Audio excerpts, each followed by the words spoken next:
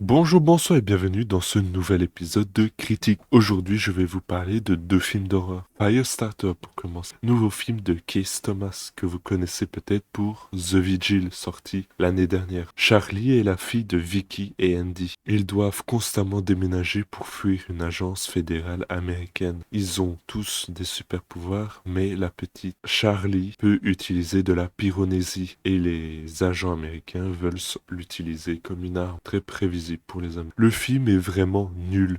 Les scènes d'action sont mal découpées, très peu visibles, les effets spéciaux sont souvent hideux. Dans la majorité du film, le réalisateur se contente de faire des chants contre chants assez ennuyeux. Le film parle beaucoup, il est très verbeux et malgré ça, tous les éléments de l'intrigue sont incohérents ou expédiés, créant un problème de rythme où tout n'a absolument aucune importance. Et même la course-poursuite, qui est le centre de film, est vraiment anecdotique.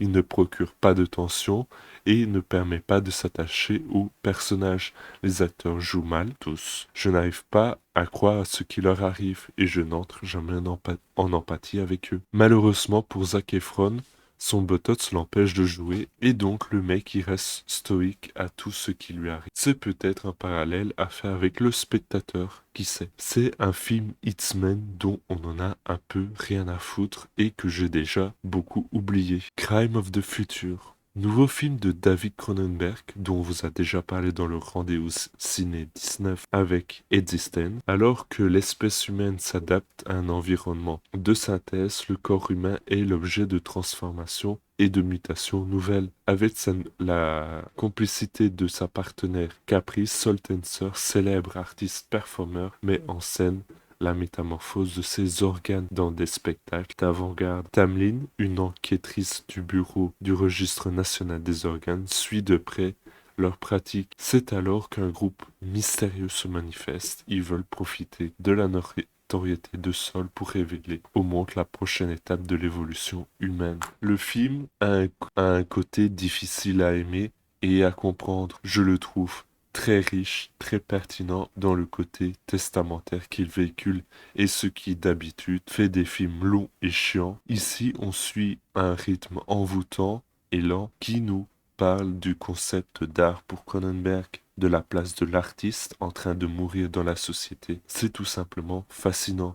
Il y a beaucoup de références à son cinéma, Vidéodrome, Existence, Chromosome 3 et Oufestan. Si vous en trouvez d'autres, n'hésitez pas à le mettre en commentaire. 20 ans après avoir fait Existence, son dernier film horrifique entre guillemets, il revient dans ce film avec une belle quantité d'effets très organiques, très crado et très bizarre. Je pense notamment au personnage de Kristen Stewart, qui est une fan de Soul Dancer et qui lui demande en permanence de la mutiler de façon très coquine. Les acteurs sont formidables. Je ne comprends pas ce que les gens ont à critiquer injustement les acteurs talentueux tels que Léa Seydoux, Kristen Stewart ou même Marion Cotillard, que des femmes doivent avoir sûrement un lien. Je disais en début de critique que le film est difficile à comprendre. C'est vrai, je n'ai pas compris ce que les deux femmes à la perceuse représentaient et qui étaient-elles. Je n'ai pas non plus compris la toute dernière scène du film. Est-ce que c'est une fin ouverte? Pour moi, en tout cas, ça semble être une scène qui clôture le récit, vraiment dans le sens normal du terme, mais je n'arrive pas vraiment à saisir. Je vois en quoi elle est importante, mais je n'arrive pas à saisir vraiment l'essence de ce qu'elle dégage. En tout cas, je vous encourage vraiment à regarder ce très grand film d'un très grand réalisateur. Et surtout si vous aimez les cunilingus dans des plaies ouvertes, ça fait toujours quelque chose. Mais bon, trêve de grivoiserie. Je vous propose de vous abonner, de mettre un like et de mettre un joli commentaire. Nous, on se retrouve la semaine prochaine pour une autre vidéo. Je ne sais pas encore ce que c'est. Allez, salut!